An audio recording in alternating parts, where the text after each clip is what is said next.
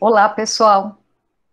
Obrigada por vocês estarem participando aqui conosco de mais esse encontro formativo de professores. Hoje nós temos um tema que é empolgante, pelo menos para mim, eu gosto muito. Por vários anos eu trabalhei mais voltada com a educação infantil e agora estou afastada um pouco dela há uns 12 anos. E a Letícia, que está aqui, é uma pessoa que me obrigou, entre aspas, a voltar parcialmente para a educação infantil, porque ela entrou no mestrado e eu era a única pessoa que tinha familiaridade com a área, e então eu aceitei orientá-la. E ela já está se aproximando da fase de qualificação, será agora em maio. Eu vi que o Sidney escreveu aqui no chat que ele está interessado em referência. Olha, aproveite, porque a Letícia tem referências boas que ela vai passar hoje. E, além disso, ela tem outras que deu assim, muito trabalho para ela chegar nessas referências. E tem livro que ela não conseguiu achar, nem no presencial e nem no online, porque está esgotado, todas aquelas questões, né? Mas ela está assim com a revisão bibliográfica em dia, então é um momento bom para quem está precisando disso. Então, muito obrigada pela participação de todos. Nós temos uma comunidade no Facebook, que é a comunidade Movimentos Docentes. A gente sempre posta lá os vídeos dos nossos encontros e também abre espaço para discussões, né? Caso alguém tenha alguma sugestão, algum comentário. E também nós estamos no Instagram e temos um canal no YouTube onde os vídeos ficam lá. Então, por favor, entrem lá no nosso canal, se inscrevam no canal, entrem na comunidade, quem não participa, que é uma boa oportunidade até para descobrir referência bibliográfica quando a gente precisa, né? Um sempre ajuda o outro lá. Então, nós temos aqui hoje a Letícia Oliveira. Letícia, ela é diretora de uma... É SEI, né, Letícia, que chama? Ela é diretora de um SEI, da Rede Municipal de São Paulo, e hoje ela vai conversar um pouquinho com a gente dessa experiência que ela tem tido. Letícia, obrigada pela sua participação e pela coragem do tema.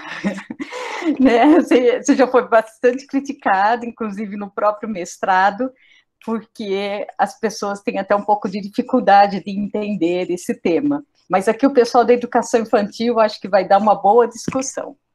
Então, fica à vontade, Letícia. Obrigada, professora. Bom, boa noite, pessoal. Então, como a professora falou, eu sou Letícia, sou aluna do mestrado do PECMA, né, no campus da Unifesp de Diadema, e sou diretora de um SEI, né, que aqui na Prefeitura de São Paulo tem esse nome, né, mas é uma creche, é a popular creche, né, que é SEI porque é Centro de Educação Infantil, tá? E eu sou diretora, né, da Educação Infantil há mais de 10 anos, fui professora também, mas não nesse nível de ensino, eu dava aula mais para pré-escola, já dei aula para ensino médio, né, que eu tenho uma formação, assim, bem diferente, né, eu primeiro me formei em letras, e aí depois eu já tinha magistério, né, já tinha feito magistério, então já tinha as habilitações da época, né, e depois eu fiz uma complementação pedagógica, né, para ter o diploma de pedagogia plena, né. Então, mesmo para mim, falar sobre educação infantil, estar na educação infantil, também eu continuamente me formar, porque quando eu fiz magistério e até a complementação, que era bem curtinha, não tinham muitos autores, não tinham tantas coisas quanto a gente está discutindo agora, né? Eu fiz magistério em 97, logo depois da LDB, então muita coisa ainda não estava em vigor. Eu vou projetar aqui a apresentação, não sou muito boa nisso, tá? Educação infantil não precisa, né? Dessas projeções aí. Ah, isso é um preconceito, viu? Diz que a gente não precisa nem de internet na escola, porque bem não precisa. Pronto, nem precisa ter internet. Eu não queria falar isso, mas foi você que falou, hein?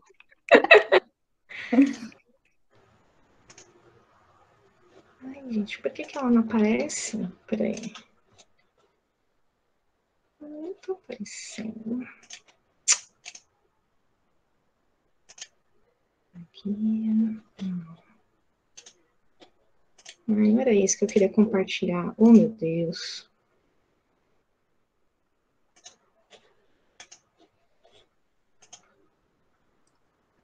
Professor Manuel, quer falar alguma coisa?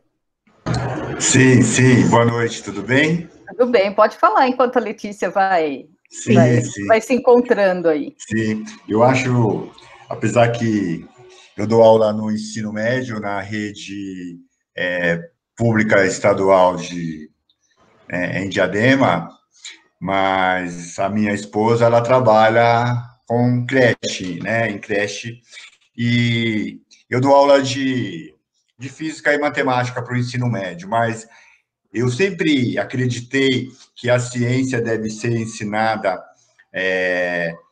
desde a creche, desde o berço, porque é o momento em que a criança está com a mente aberta para absorver o universo, né? Então, e nós estamos em pleno século XXI, as crianças já nascem teclando, né? Então, assim, eu tenho esse pensamento. E é muito oportuno, né, a palestra da professora Sem sobre dúvida. ciência na creche. Eu acho maravilhoso. Letícia, faz o seguinte, manda para o grupo Movimentos Docentes e a Lara pega lá. Pode ser, Lara? Pode, porque eu tô mesmo com... Pode sim. Obrigada, não tem problema. Você manda lá, a Lara coloca. Enquanto isso, a gente vai conversando aqui sobre o tema, até que o professor Manuel já deu um start. E eu queria contar uma experiência que eu tive com meus 2 filhos. Eu comecei a contar histórias para eles com um livro na mão, eles tinham 5, 6 meses.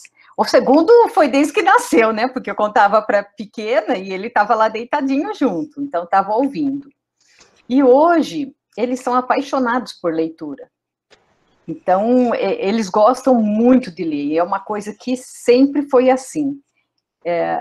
Eu também sou adepta desse pensamento de que a gente deve começar cedo, até porque ninguém vai entrar na frente da criança e falar o que é um átomo, não é isso não que a Letícia faz, né?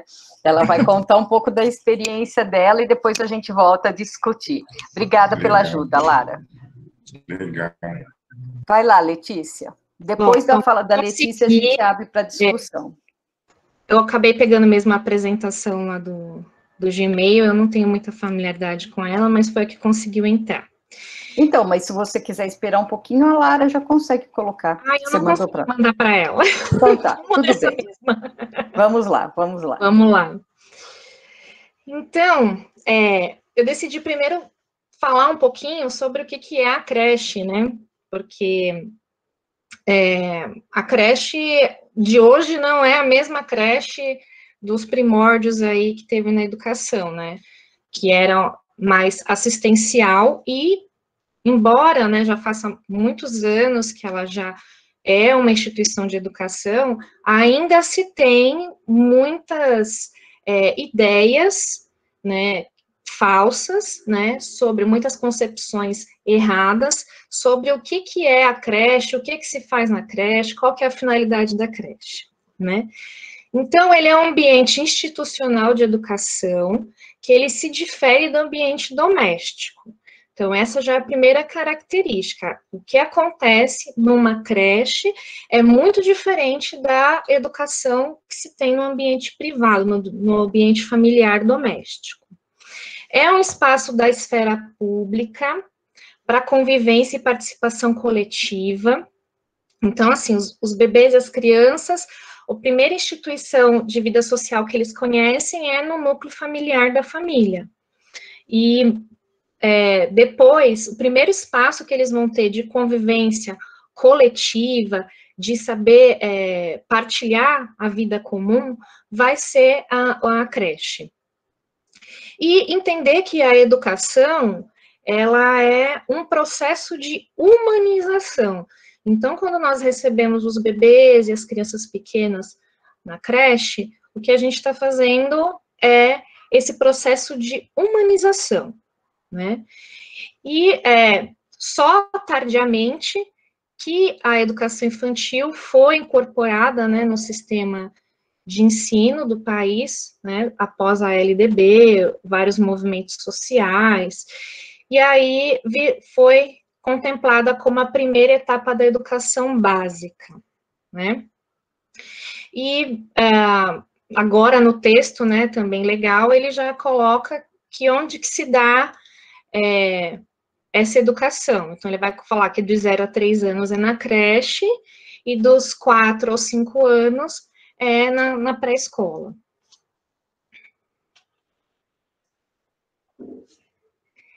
E aí vamos falar um pouquinho de quem que são esses bebês e essas crianças pequenas, né?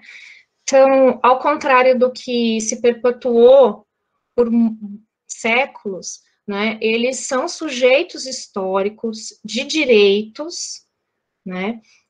Primeiro com a Declaração Universal dos Direitos da Criança, e depois aqui no Brasil com o Estatuto da Criança e do Adolescente em 1990. São ativos, então eles não estão ali passivamente para receber, né, o que o adulto lhe oferece, são capazes, são potentes, e eles são construtores de cultura, né?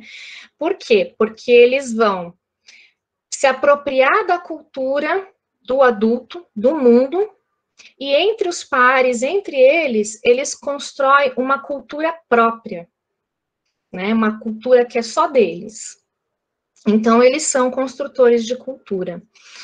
E as crianças, né, os bebês, eles aprendem desde o nascimento, porque desde o nascimento o ser humano, ele se relaciona e interage com o mundo, com as pessoas ao seu redor, estabelece relações, né? Claro que isso não é inato, digamos assim, né?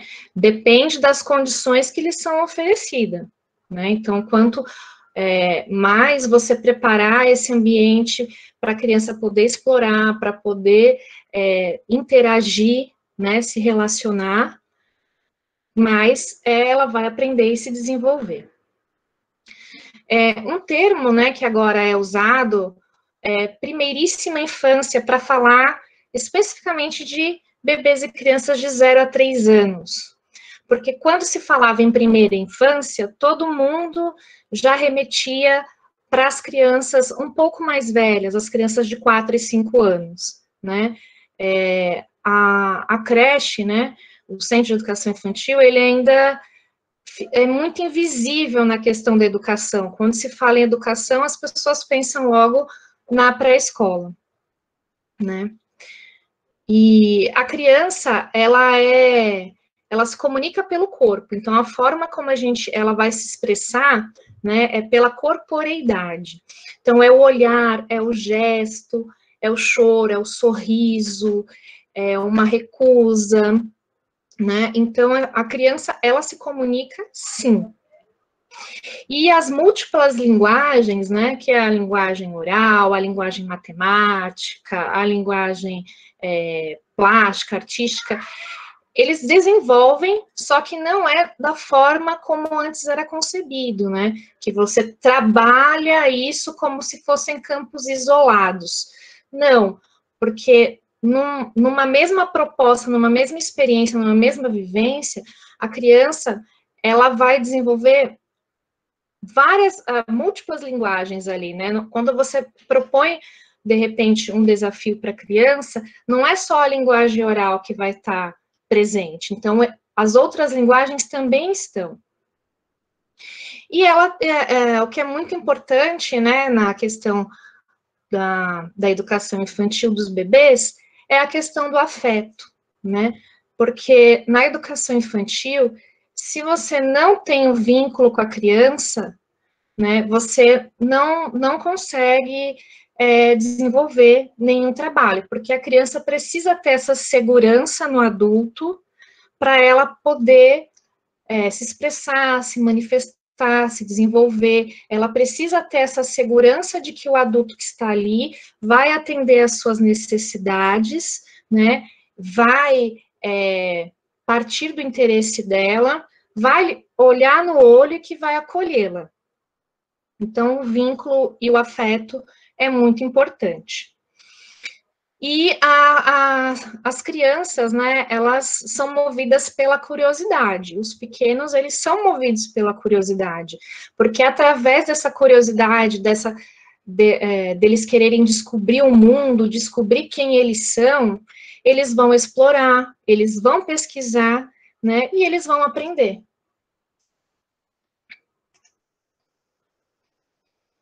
E agora, o que é essa educação infantil, mas essa educação infantil que a gente pensa como um processo de humanização de bebês e de crianças pequenas, né? Ela tem como o eixo norteador das práticas as brincadeiras e as interações. Então, tudo que se faz dentro da creche, né, tem que envolver essa questão das brincadeiras e das interações, porque é assim que as crianças vão se desenvolver.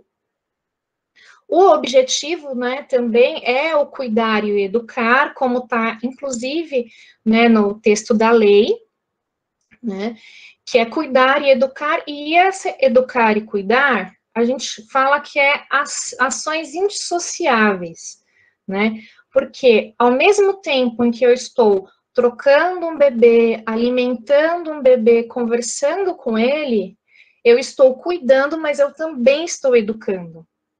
Então, são práticas muito integradas. Você não existem momentos de cuidados que você não esteja envolvendo educação e vice-versa, né? E também no texto legal ele fala, né, do desenvolvimento integral. Hoje, muitas vezes esse termo está sendo utilizado como educação integral, né?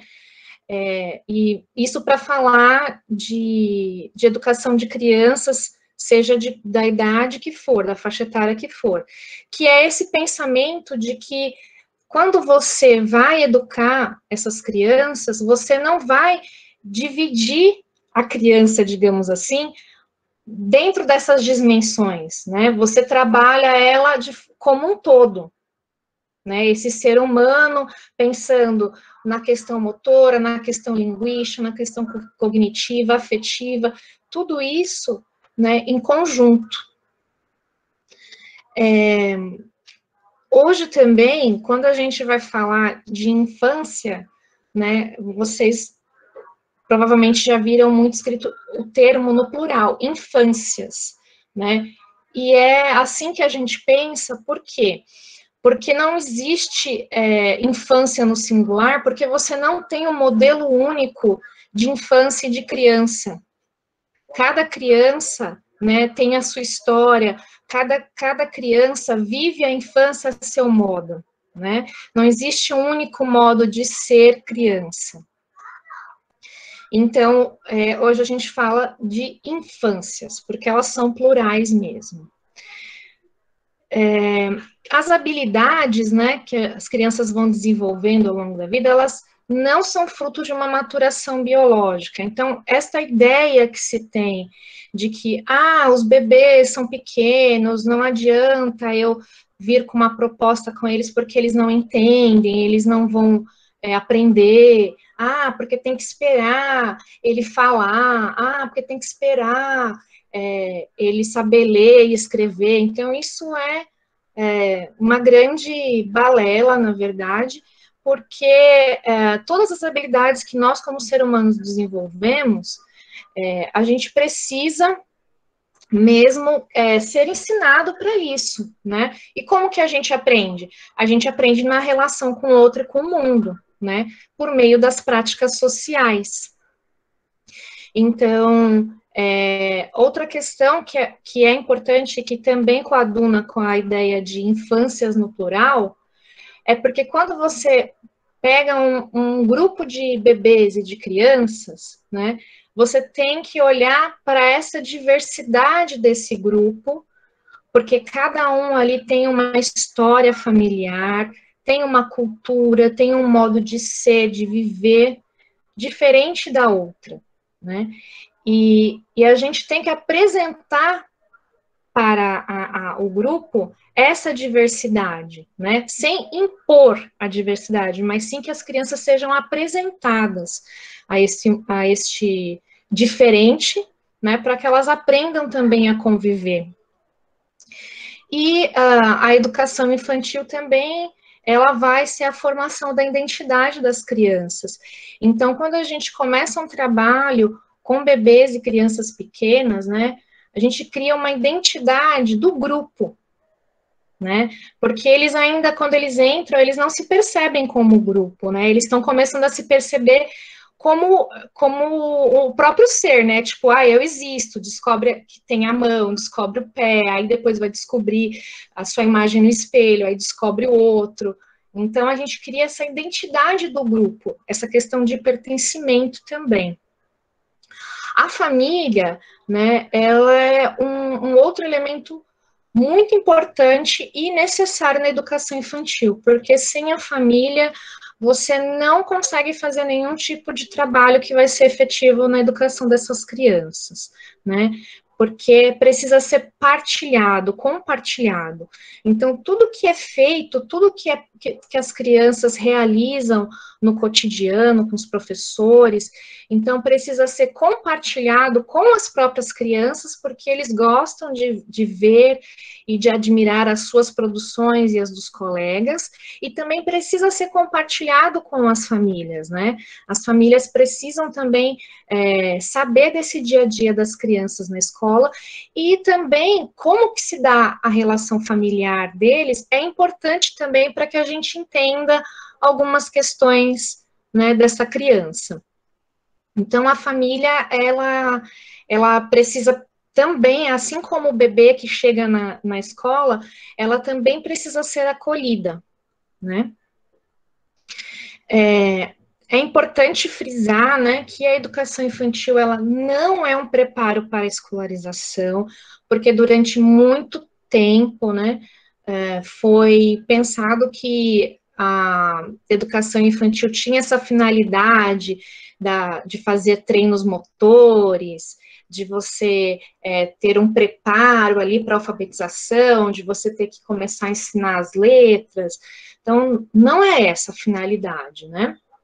A finalidade mesmo é que eles possam viver a infância ali de forma plena. E não que as crianças também não tenham aprendizados, porque isso faz parte, né, do nosso cotidiano. Então, quando a gente apresenta, por exemplo, uma lista de palavras para as crianças, ou quando a gente vai ler para eles qual que é o cardápio de hoje, né, então você também, de uma certa forma, está envolvendo e já está começando a explicar para a criança qual é a função social da escrita, né? Então, esses saberes, eles são, tem que ser amplos, né? Tem que fazer parte ali do dia a dia e fazer sentido para as crianças. E também, né, quando a gente transforma essas crianças em escolares, né, então que eles deixam de ser criança, eles passam a ser alunos, que não é que seja um termo proibido, mas é essa ideia que você traz, né? E quando você transforma criança em aluno, você está tirando dele o direito da infância, né? O direito dele de ser criança, um direito que é assegurado por lei, inclusive, né? Que ele tem o direito de brincar e direito à educação.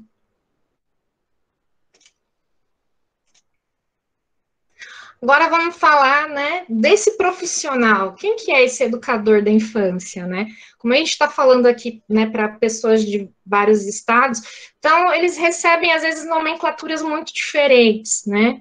Aqui, na Prefeitura de São Paulo, ele é o professor de educação infantil, né? Mas em outros lugares, em outras cidades, é um professor de educação básica, né? Tem vários nomes aí, né? Educador, professor de desenvolvimento infantil também já foi uma nomenclatura usada aqui. Mas quem que é esse adulto ali, né? Esse que tem essas práticas docentes com as crianças? Né? Primeiro, a gente tem uma concepção, pelo menos assim, a gente acredita que deva ser em toda a instituição de educação infantil, mas é uma vertente muito forte aqui na Prefeitura de São Paulo, de que todo adulto da escola, ele já é um educador, né? Então, a merendeira, a pessoa da limpeza, né, a pessoa que abre o portão da escola, todos eles são educadores. Por quê? Porque, primeiro porque eles são um modelo para as crianças, né? O jeito que eu falo com essa criança, o jeito que eu me comporto, né, com essa criança, é um modelo para ela ser seguido. E porque as crianças pequenas, elas não diferem quem é o professor e quem não é. Apesar deles saberem que no grupo ele tem lá o adulto de referência, mas quando ele quer pedir uma ajuda para algum adulto da escola, né, ele não difere, eu vou lá pedir para o meu professor, ele vai pedir para o primeiro adulto que ele encontrar. Então, todos têm que partir dessa ideia de que são educadores, né, justamente para a gente também não se contradizer na frente das crianças. Eu não falar para ela, por exemplo, que ela não pode, né, ensinar para ela que, olha, a gente senta na cadeira na hora de comer e não na mesa, né?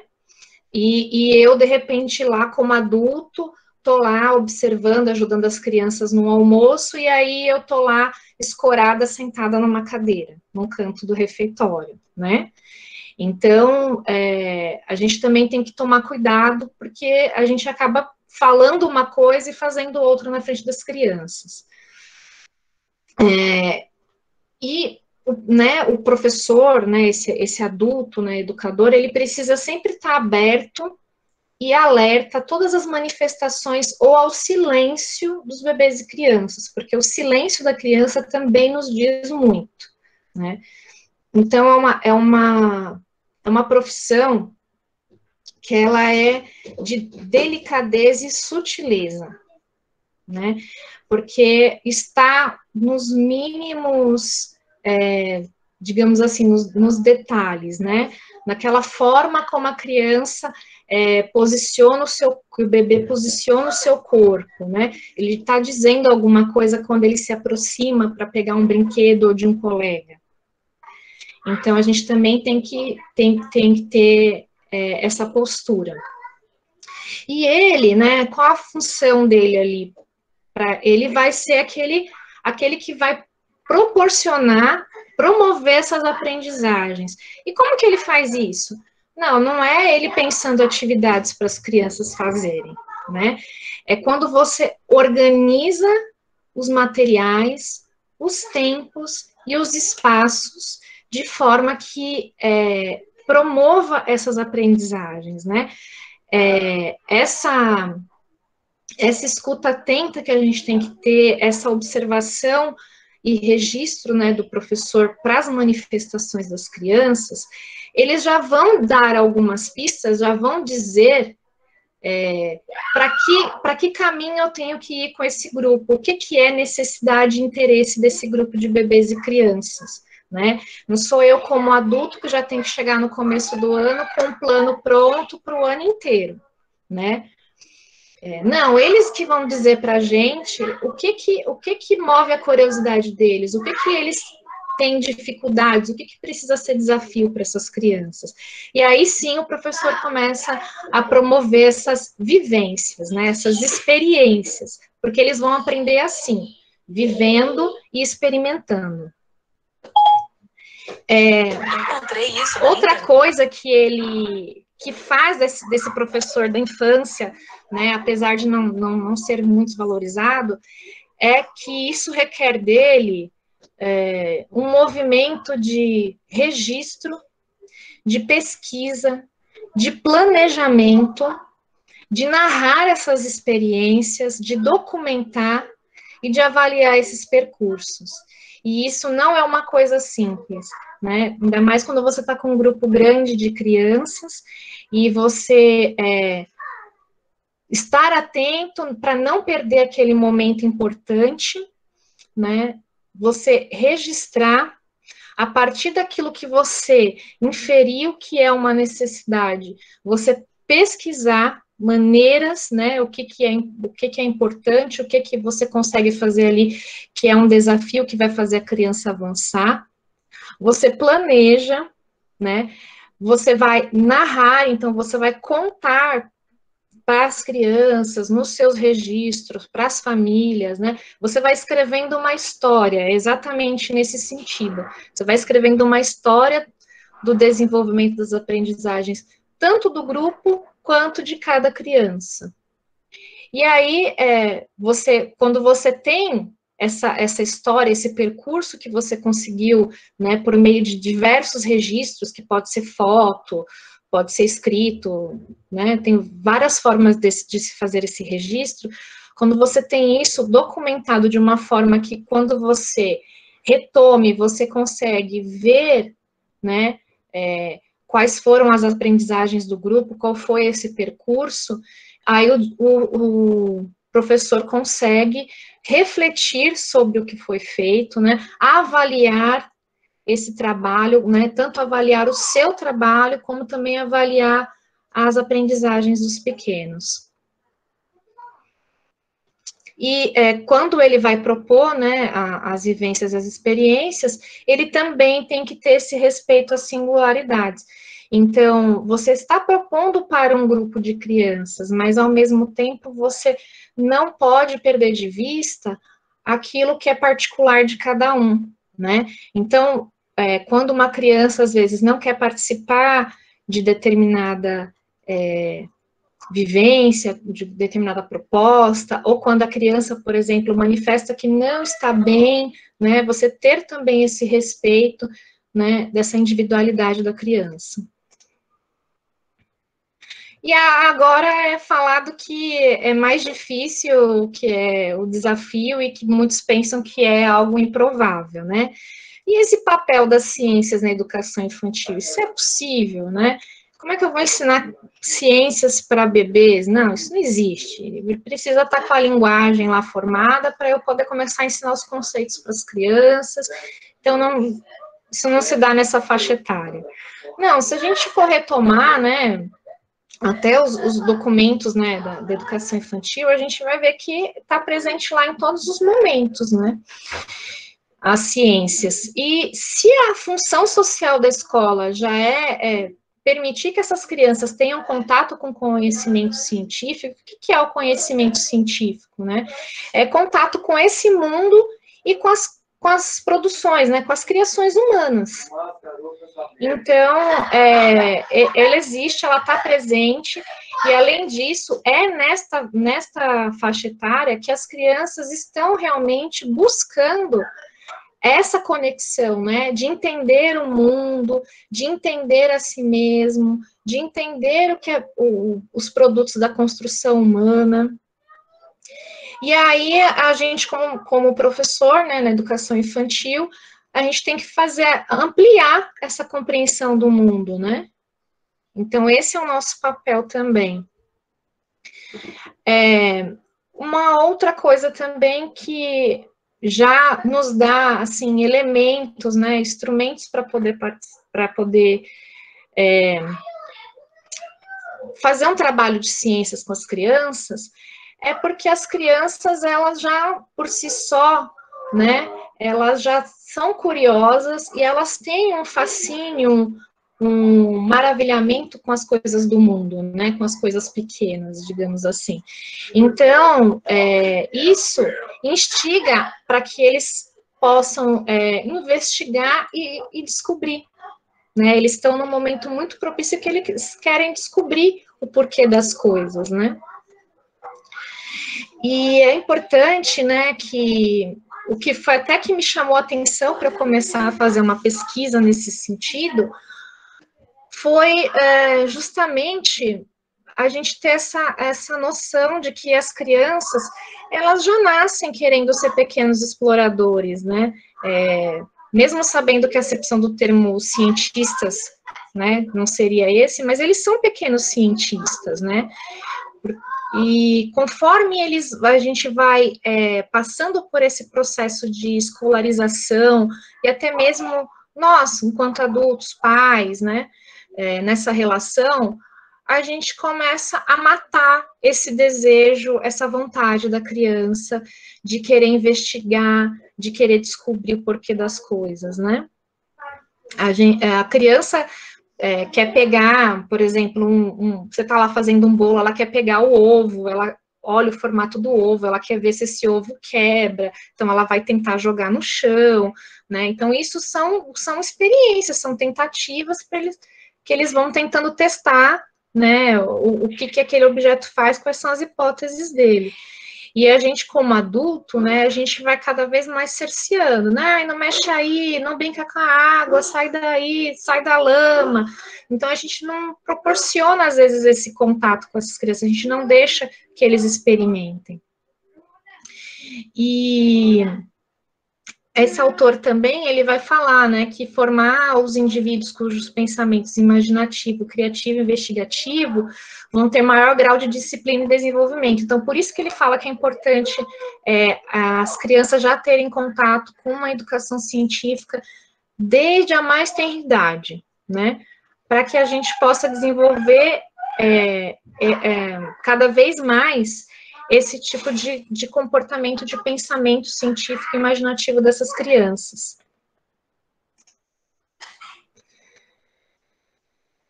Uma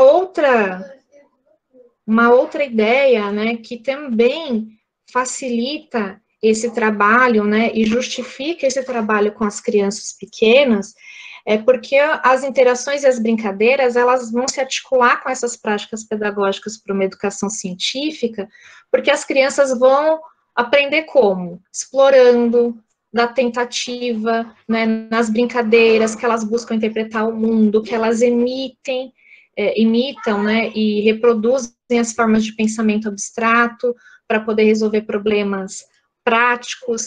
Então, a gente consegue ver, às vezes, mesmo entre bebês, eles tendo uma comunicação ali, e eles movendo algumas estruturas de pensamento para resolver coisas, assim, que a gente olha e são problemas realmente práticos e às vezes a gente não dá tanta importância, né? Eu não trouxe aqui, mas tem uma foto de uns bebês que estavam se organizando para tentar, organizando estratégia de como subir entre eles para conseguir pegar e abrir a fechadura, pegar na maçaneta da porta, né? Então, eles se reuniram no grupinho ali, e aí eles estavam tentando formas até conseguirem abrir. Então, isso já vem desde pequeno, né? A gente, às vezes, aqui não tem um olhar atento e não sabe explorar isso das crianças. E as atividades, quando a gente relaciona as atividades com a ciência, né, já desde pequeno, as crianças têm esse contato, né, com essas ricas informações verbais e não verbais, que vão auxiliar na formação de fecundos reservatórios de materiais, que pouco a pouco vão se transformando em conceitos mais ricos e elaborados, né? Então, é aquela ideia de aprendizagem que Vygotsky tem, né? Que quando você vai aprender algo novo, você tem um repertório acumulado, né, de conhecimentos, né, de materiais, e aí você vai mobilizar esses conhecimentos para você adaptar esse conhecimento novo e transformar, né, esse conhecimento que você já possuía, né, essa questão aí que ele traz para a gente, né, sobre o pensamento, né, sobre formação de conceitos. E a educação científica, apesar do que alguns pensam, ela não vai destruir a atividade criadora das crianças, né? Mas ela vai oferecer um suporte adequado para que, à medida que ela vai crescendo, ela possa elaborar criar e transformar esses conhecimentos adquiridos, né? Então, na verdade, você não vai matar a imaginação dela. Não é porque você vai entrar com uma educação científica que você vai, digamos assim, acabar com essa questão do lúdico e da fantasia da criança. E os conhecimentos científicos, né, eles são um construto, né, humano, né? Então, eles não, como um produto de construção humana, eles não podem ser transmitidos pela hereditariedade genética, ou mesmo adquirido conforme a criança cresce, apenas estando no mundo. Não, eles necessitam ser ensinados desde a mais tenra idade, de forma que enriqueçam a experiência da criança, potencializando assim sua atividade criadora. Então, os conhecimentos científicos, né, como qualquer outro conhecimento que é produto da construção humana, a gente não transmite, né, de uma forma hereditária, né, não é uma coisa genética que a gente herda, e também não pelo simples estar no mundo que você vai aprender, você precisa ensinar, então ele precisa sempre estar tendo formas, né, de poder interagir e ter essas experiências para que ele possa enriquecer, né, e potencializar aí os seus conhecimentos, né. Agora eu vou trazer para vocês algumas ideias de projetos envolvendo ciências na creche. E aí depois a gente pode até conversar, né, sobre algumas propostas que eu trouxe aqui. Eu trouxe especificamente só propostas com bebês, tá? Que é a turma que eu tenho lá dos pequenininhos. Essa turma especificamente tinha bebês que entraram em fevereiro de 2009 com 11 meses, e a mais velhinha da turma tinha 1 ano e 9 meses, né? Que é importante também essa questão de idades diferentes, né? Porque também as crianças que são um pouco mais velhas aprendem e ensinam muito com os pequenos, né? Então, essa relação para eles também é bem importante. Essas professoras, elas pensaram para essas crianças em promover um projeto que elas chamaram de sensações, né?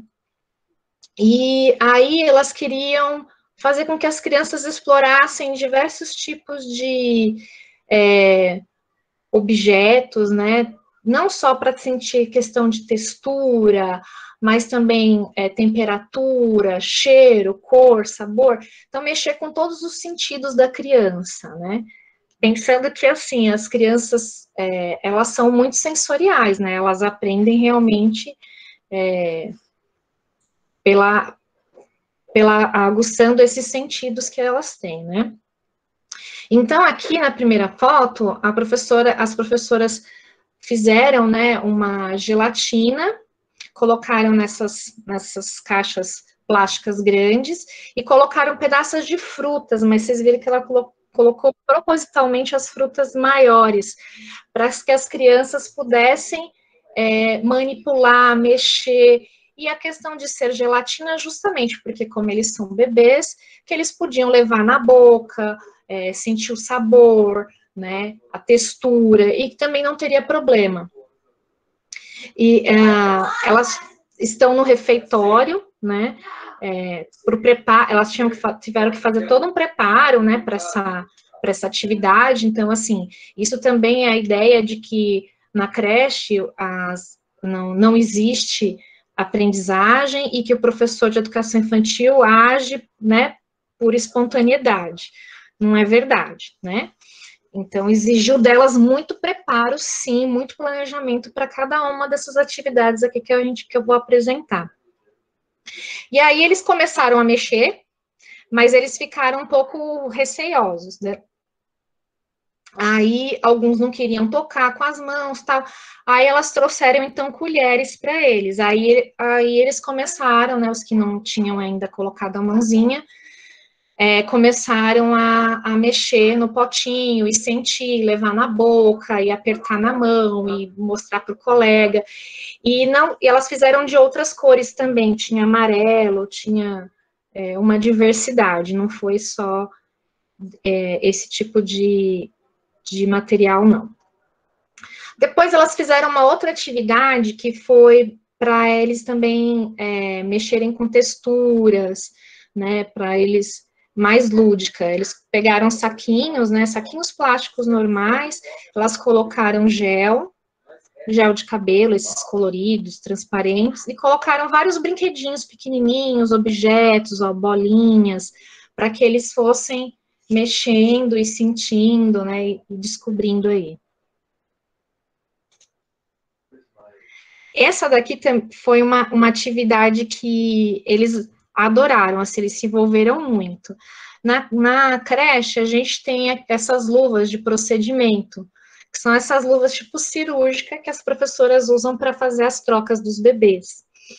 Aí elas pegaram essas luvas e fizeram aquele...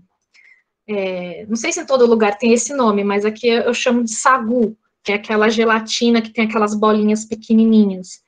Então, elas prepararam previamente, aqui eles estão no solário da escola, aí elas amarraram, né, um cordão de lado a lado e colocaram essas luvas para eles poderem sentir.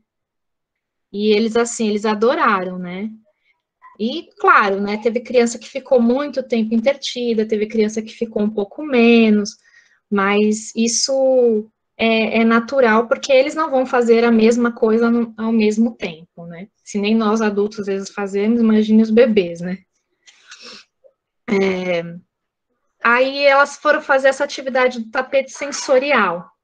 Então, elas pegaram vários materiais com texturas diferentes, e essa atividade foi interessante porque elas tinham feito uma vez com eles, e não tinha dado certo. Eles não tinham entendido qual que era a finalidade, etc e tal. Aí elas falaram, acho que eu vou apresentar de um outro jeito. Então, elas planejaram novamente essa atividade, e aí elas viram que a melhor forma era aprender nessas placas de EVA, né? Aí, as crianças já começaram a interagir mais, ó. Aqui já eles brincando já.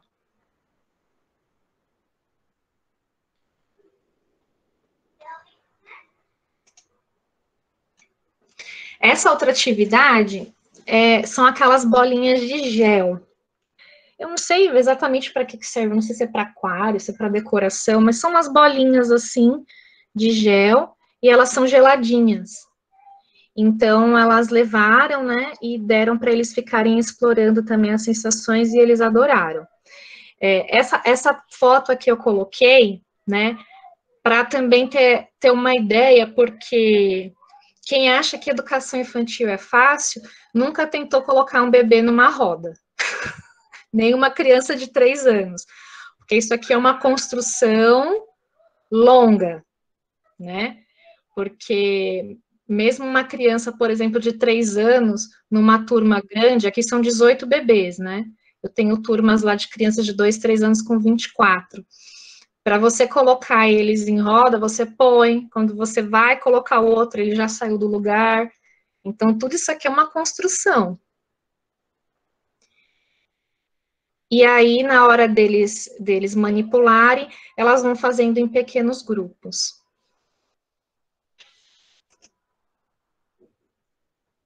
Aqui foi uma atividade também muito interessante, que elas levaram para eles poderem explorar os alimentos, né? Eles estão explorando a beterraba. E aí, na escola, tem no cardápio beterraba, né, que geralmente eles apresentam, às vezes, em forma de salada, cozida, ralada. Então, já era um alimento, assim, que eles já estavam sendo apresentados. Mas as crianças, no geral, têm um pouco mais de resistência, né, para esse tipo de alimento.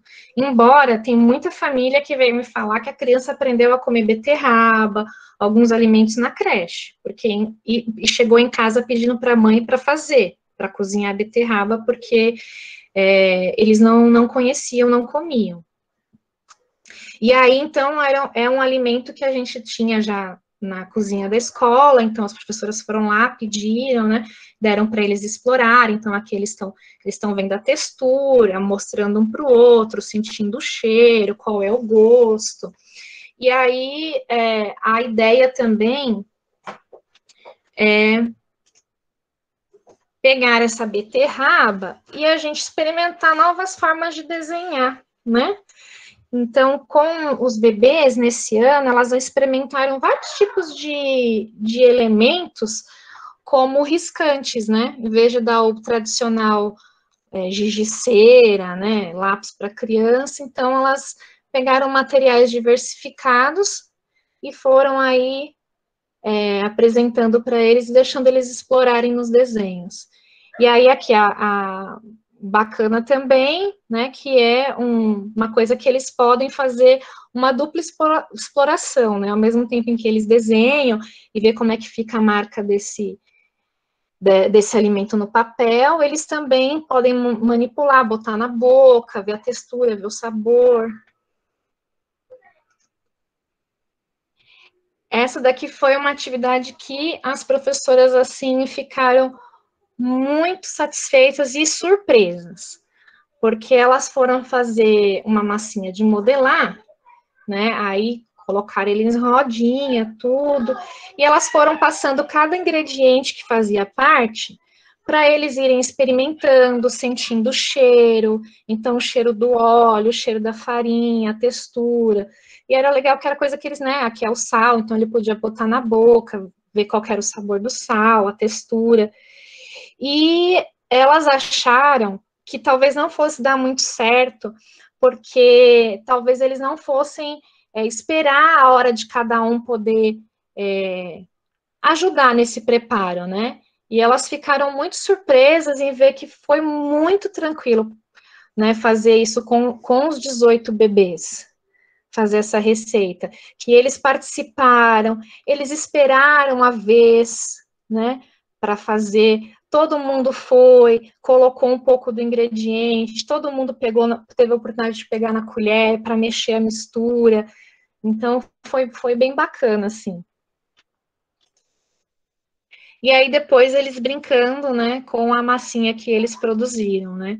Aqui também eles estão no refeitório, então, nas atividades, né, nas propostas, as professoras procuram utilizar todos os espaços da escola em algum espaço para que as crianças possam brincar, desenhar, fazer alguma coisa diferente, brincar de massinha, né. O refeitório, os espaços são multiusos, né.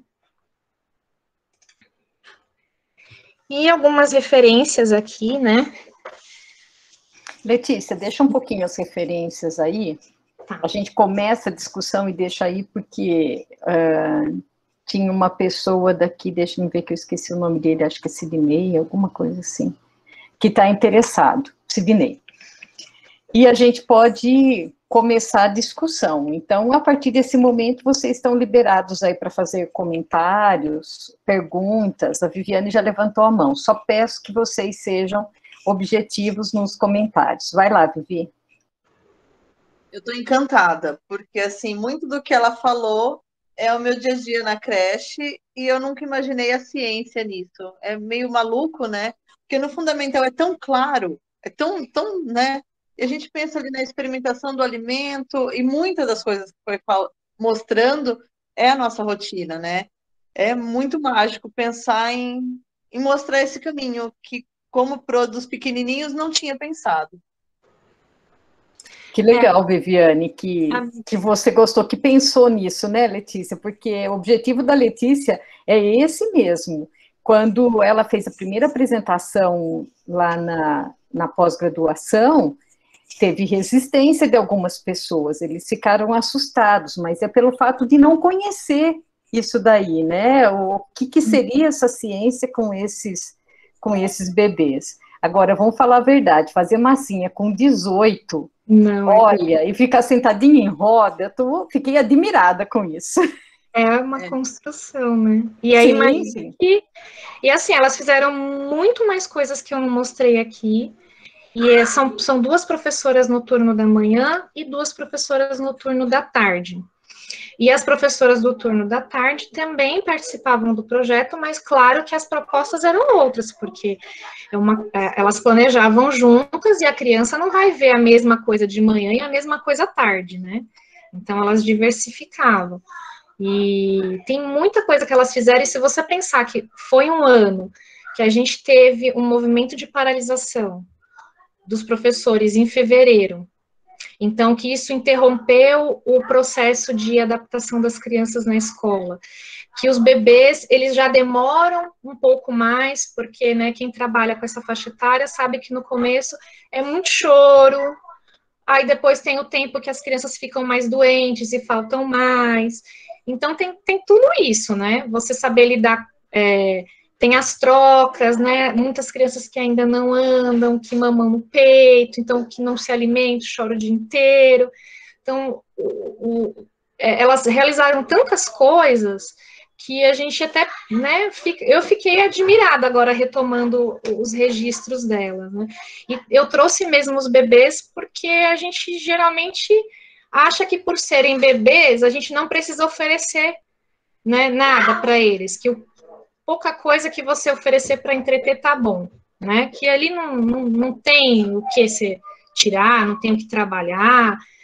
Troca a fralda do bebê, dá a comida para o bebê, põe o bebê para dormir e pronto, tá feito o seu trabalho, né?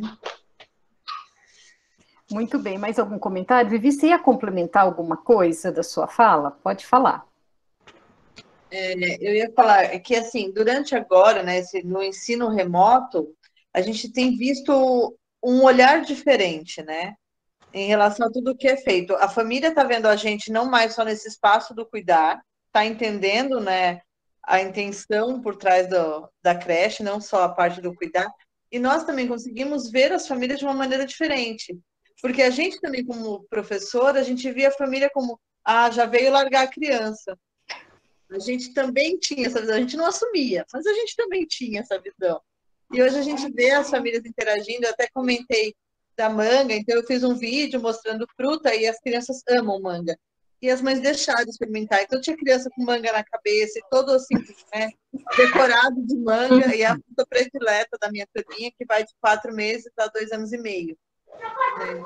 Assim, é muito essa visão do colocar e pensar nisso, da maneira que você vem trazendo, né? E com os recursos que a gente vai conseguindo colocar, é bacana. A gente ofertava tudo isso, mas não pensando na ciência, né?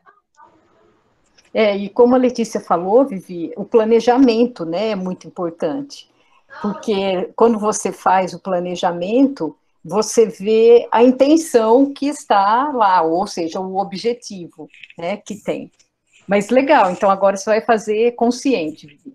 Sim, e a gente, em relação ao planejamento, esse planejamento conjunto, né, que algumas turmas ainda não tinha um planejamento da manhã, da tarde, e às vezes acontecia da criança ver a mesma coisa de manhã e de tarde. Né? Esse planejamento conjunto, essa mudança do olhar no planejamento e no registro, né, ficou muito mais rico agora, né, porque a gente foi colocado numa situação muito diferente, então a gente conseguiu modificar e reorganizar tudo isso. Eu acho que na pandemia a gente perdeu muito, porque, de verdade, assim, falando pela minha experiência, a interação com os bebês e com as famílias foi muito difícil na creche. Então, assim, o trabalho que se tem na creche e no remoto não é o mesmo, não é substituível, e eles viram mesmo a importância da escola não só como um espaço em que eu vou deixar, porque isso os pais, assim, no geral, eles veem que as crianças realmente vão ganhando autonomia, vão se desenvolvendo na linguagem, eles não veem essas coisas mais, digamos, pequenas, né? Mas eles percebem, sim, enquanto as crianças se desenvolvem, e eles, né, pensavam num lugar onde meu filho estaria sendo cuidado enquanto eu vou trabalhar, enquanto eu vou, né, ser dona de casa, né, ou seja lá o que for, poder deixar a criança no espaço onde ela vai se desenvolver. Mas com o remoto não tem como, porque você já mata duas coisas, né, que é o eixo norte-sul, que é a interação e as brincadeiras. Não tem como interagir com o bebê por uma tela de computador. Não é a mesma coisa. Em casa, eles não têm essa riqueza de materiais, e eu não digo nem de materiais sofisticados, pedagógicos, mas às vezes eles não têm, por exemplo, um contato com alguma área verde em que eles possam mexer com folha de árvore, com galinho, que tem algum riscante, alguma massinha, alguma coisa assim, eles não têm isso em casa. Né? Então, é muito diferente. Isso também foi uma coisa que as professoras da minha escola fizeram, e muitas escolas fizeram durante a pandemia. Criaram esses kits para tentar que as crianças brincassem, né? Fizessem alguma coisa, tivessem acesso a alguns materiais diferentes em casa, né?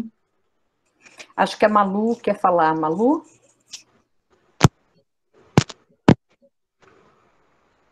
Deixa eu contar só uma experiência rapidinho. Uma das experiências. Eu tinha um aluno na creche, em Santo André, ele vinha para a creche, para a aula, né? Dizer assim, e naquela época, eles estavam no abrigo. Então, no abrigo é como na creche, né? A criança recebe o alimento pronto e come o alimento ou não come o alimento, e tudo bem. E eu também participava da família solidária, então, alguns finais de semana, eu levava as crianças para casa do abrigo. E várias vezes eu levava esse menino, né, que era meu aluno na creche. E aí eu descobri, um dia eu fui fazer comida, e ele estava do meu lado na cozinha, e eu fui cozinhar batatas, né, legumes, e ele veio perguntar, o que é isso? Aí eu falei, batata, e ele, não é batata. E aí eu percebi que ele nunca tinha visto uma batata sem ser pronta. Ele só via o legumes pronto, então ele não sabia como que eram legumes. Porque no abrigo já vinha comida pronta, ele não tinha acesso à cozinha. E na creche também não. Então, a gente vê como que é importante, às vezes a gente não dá importância para determinadas coisas que a gente trabalha na creche ou deixa de trabalhar, por achar não ser importante, e a gente observando a criança, percebendo o que a criança entende ou não entende, a gente pode trabalhar muita coisa e ver muita coisa, né? Era só isso. Exatamente. Obrigada. Obrigada, Malu, muito boa a sua história. A Adriana colocou aqui essa questão do cuidar e do educar, isso é um longo caminhar, de muitos e muitos anos, né? E a gente ainda tem caminho pela frente. A Letícia disse que a creche é invisível. Eu acho que é muito interessante essa fala dela. As pessoas não querem olhar para a creche, não querem olhar para os bebês, porque a maioria, o senso comum é de cuidado mesmo. Então, eu queria também contar uma experiência minha, que eu vivenciei creche de antes da LDB, só para vocês terem uma ideia de como melhorou de lá para cá, né? Porque antes da LDB, as pessoas que ficavam com as crianças, elas não tinham nenhuma formação, nenhuma mesmo. Eram senhoras de idade que começaram na creche como faxineira ou como merendeira, e daí falavam que faltava gente lá no berçário, elas começavam lá, se saíam bem e lá ficavam. O que acontecia no berçário?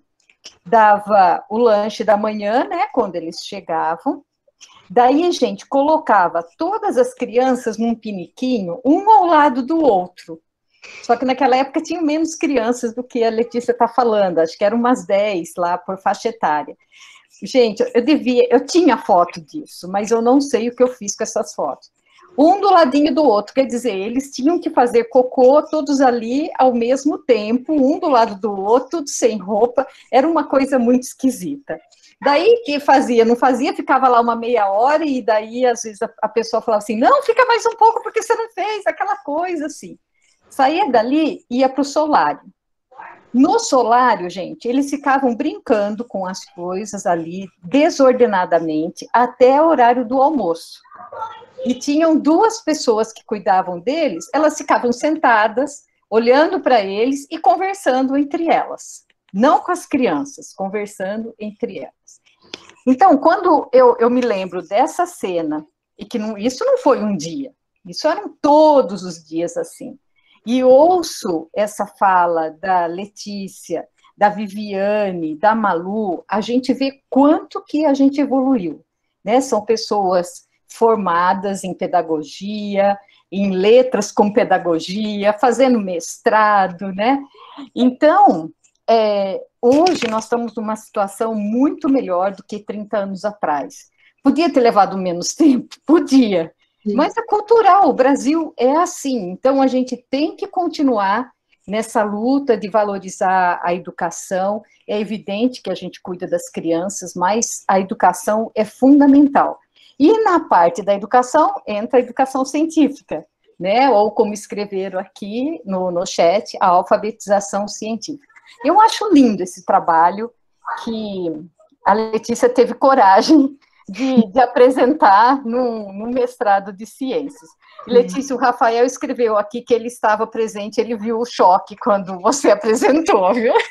Que, na verdade, o que um dos professores até chegou a falar? Ah, você sabe que trabalhar com bebê é assim, você vai querer que ele faça uma coisa, mas ele vai e faz outra.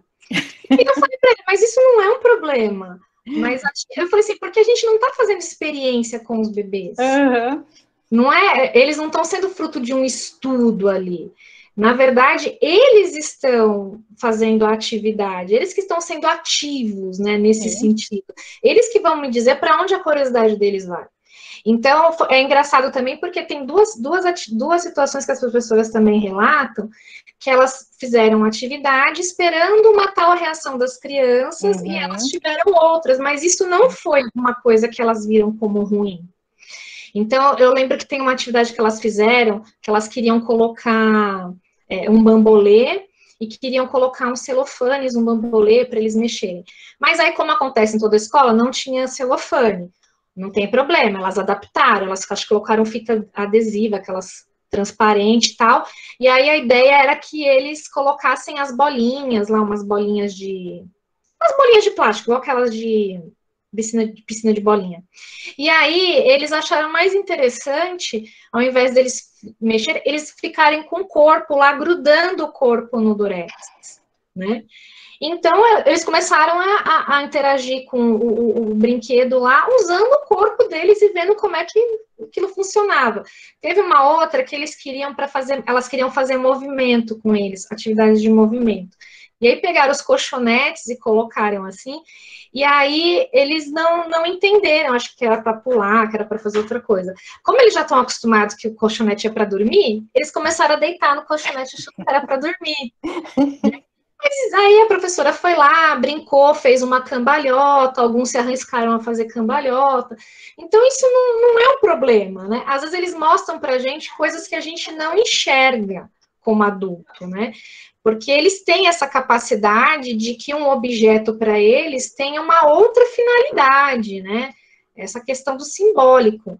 E isso a gente, como adulto, às vezes está muito, mesmo por mais que a gente trabalhe, né, com criança, estude e tal, às vezes a gente está muito na coisa literal, e eles conseguem ampliar esse horizonte, né? Então, isso não é um problema, mas foi essa dificuldade, né? Porque as pessoas achavam que, não, você não vai conseguir fazer, porque você não vai conseguir os resultados que você quer, como é que você vai fazer uma pesquisa em que você quer uma coisa e você atinge outra? Sim. Bom, nós já passamos aqui do tempo, né, nosso, então eu gostaria de agradecer a todos que estão aqui participando, espero que vocês tenham gostado, que vocês vejam nossos vídeos e se inscrevam lá no canal do YouTube, entrem também para a comunidade Movimentos Docentes, quem ainda não faz parte, está convidado no Facebook. E, Letícia, obrigada pela sua fala, por compartilhar conosco experiências tão ricas do berçário. Deixa eu só falar uma última coisa, professor. Fale. Eu acho que ele até já saiu, mas eu queria falar. Tem o Sidney, né, que está fazendo pedagogia e que disse que queria fazer o TCC dele para educação infantil.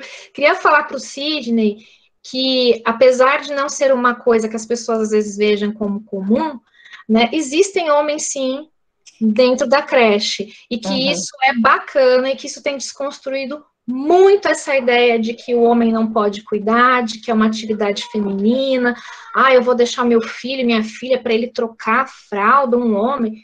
Então, assim, isso tem desconstruído muito. E tomara, né, a gente pede, a gente como educador da infância, que cada vez mais a gente tenha homens dentro da escola de educação infantil, sim. Muito bem, é uma boa fala de encerramento. Obrigada, pessoal, boa noite, até a próxima. Tchau. Tchau.